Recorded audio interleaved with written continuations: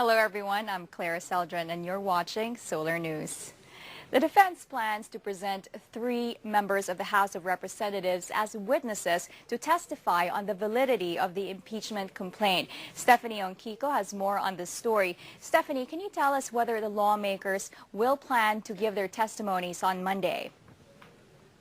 Clare, House Deputy Speaker Crispin Remulla and Batangas Representative Hermelando Mandanas say they will not testify in the impeachment trial of Chief Justice Renato Corona unless the court issues a subpoena.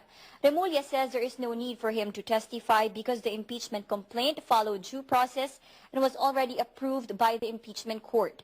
Aside from this, Remulla says he has no personal knowledge on the matters of the prosecution and the signing of the impeachment complaint. Meanwhile, Mandanas says he will answer all questions of the senator judges truthfully if subpoenaed by the court. Remulla, however, doubts the impeachment court will issue a subpoena to members of Congress as they belong to a co-equal branch of government and because of inter-parliamentary courtesy. Claire?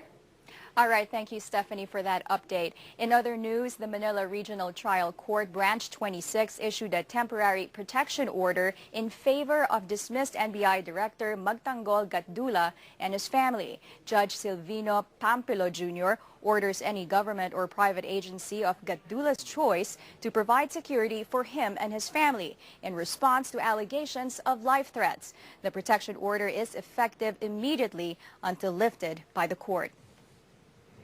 And we'll be back with more news in just an hour. Thanks for watching.